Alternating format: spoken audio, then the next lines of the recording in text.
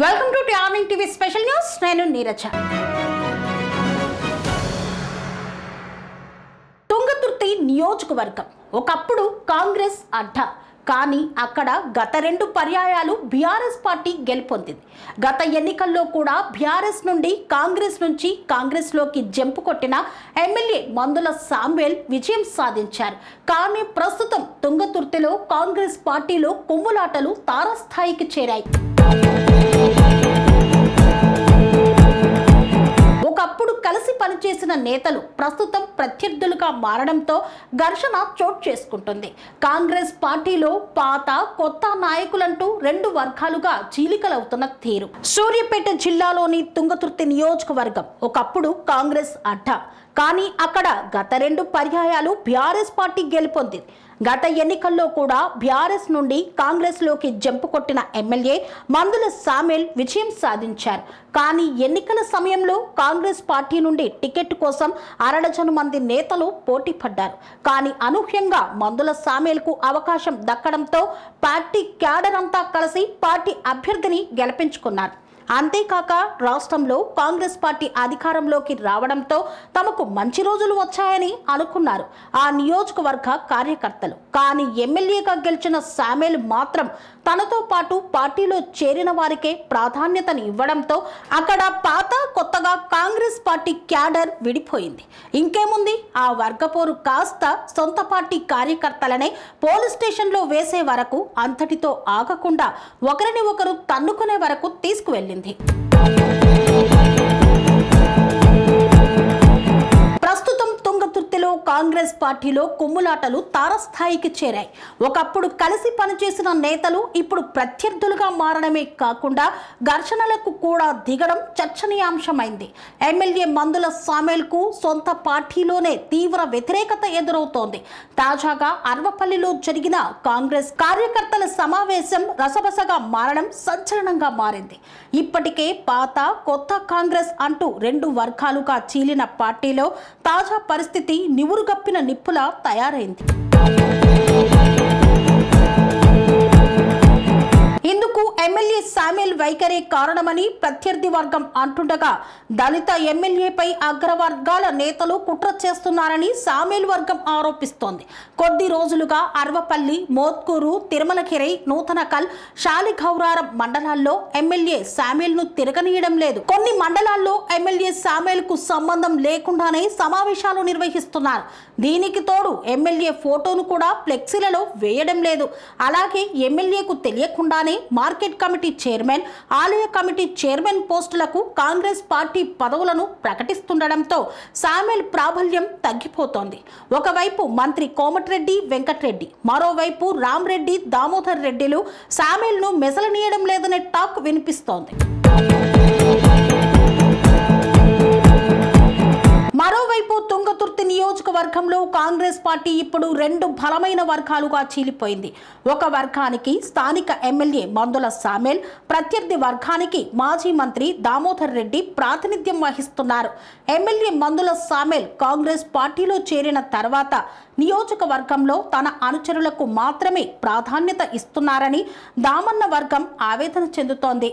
BRS నుండి కాంగ్రెస్లోకి వచ్చిన సామ్వేల్ ను భారీ మెజార్టీతో గెలిపించిన పాత కాంగ్రెస్ క్యాడర్ను ఆయన పూర్తిగా విమర్శిస్తున్నారనేది వారి ప్రధాన ఆరోపణ. తాజాగా జరిగిన అర్వపల్లి శ్రీ యోగానంద లక్ష్మీ నరసింహస్వామి దేవస్థానం చైర్మన్ ఎన్నిక ఈ వర్గపోరుకు మరింత ఆజ్యం పోసింది.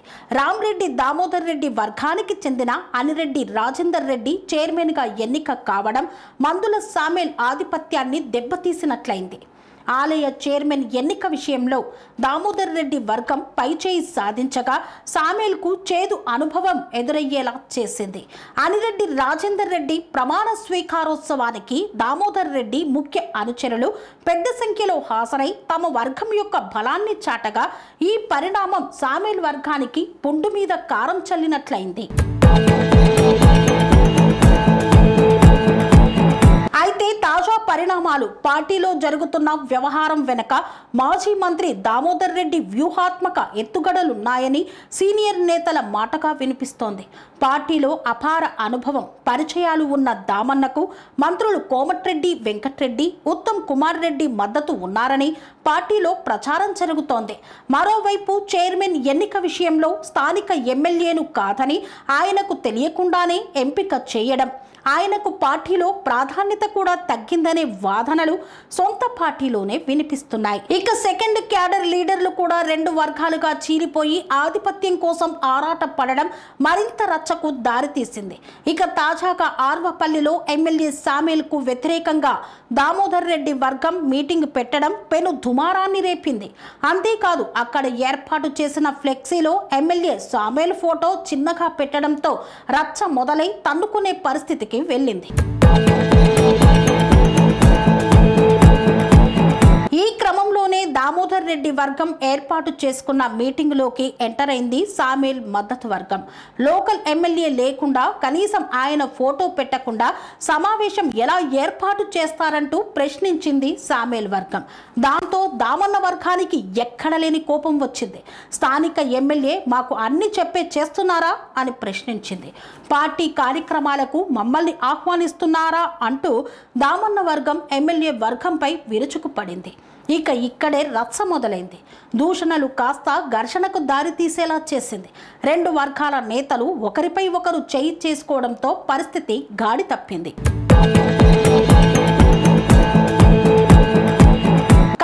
పార్టీలో వర్గపోరు మరోసారి బహిర్గతమైపోయింది. పరిస్థితి ఉధృతంగా మారడంతో పోలీసులు రంగప్రవేశం చేయాల్సి వచ్చింది. ఎవరికి సర్ది చెప్పినా వినకపోవడంతో చివరికి కాకీలు లాఠీలకు పని చెప్పాల్సి వచ్చింది. లాఠీ చార్జ్ చేసి ఇరు వర్గాల కార్యకర్తలను చెదరగొట్టారు పోలీసులు. ఇక తాజా పంచాయతీ గాంధీ భవన్ పెద్దల దాకా వెళ్ళింది. ఎవరికి సర్ది చెప్పాలో, ఎవరిని బుజ్జగించాలో తెలియక తలలు పట్టుకోవాల్సిన వంతైంది అధిష్టాన దూతలకు.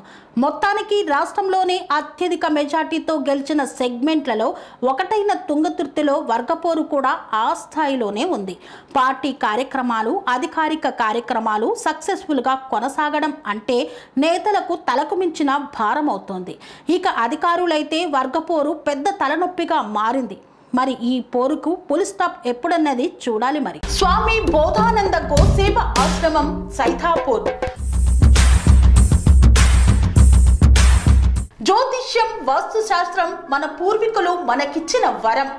దుర్గాదేవి, కాలభైరవ ఉపాసనతో వాక్సిద్ధి పొందిన శ్రీ శ్రీ బోధానందగిరి స్వామివారు మీకు ఎలాంటి సమస్యలున్నా, వాటిలో ముఖ్యంగా ధన నష్టం, ఆరోగ్య నష్టం, భార్యాభర్తల మధ్య గొడవలు, ప్రేమించుకున్న వారు దూరం అవడం, ఎన్ని సంబంధాలు వచ్చినా పెళ్లి ముడి పడకపోవడం, రోడ్డు ప్రమాదాలు, అప్పుల బాధలు, వ్యవసాయంలో నష్టాలు, పెద్దల మాట పిల్లలు వినకపోవడం, ఆరోగ్య శాంతి, గృహశాంతి, మనశ్శాంతి లేకపోవడం, ఇలాంటి సమస్యలు ఉన్నట్లయితే ఒక్కసారి స్వామీజీని కలవండి. మీ సమస్యలకు తగిన పరిష్కారాన్ని పొందండి. అంతేకాక అన్ని రకాల వ్యాధులకు గోపంచకవ్య మరియు మూలికా వైద్యం చేయబడును. నమ్మకంతో రండి, ఆయురారోగ్యాలతో వర్ధిల్లండి. మా అడ్రస్ స్వామి బోధానంద గోసేవ ఆశ్రమం, సైథాపూర్, వీరభద్రస్వామి గుడి దగ్గర, యాదగిరిగుట్ట. సంప్రదించవలసిన నెంబర్ 9849213754 మరియు 9618034138.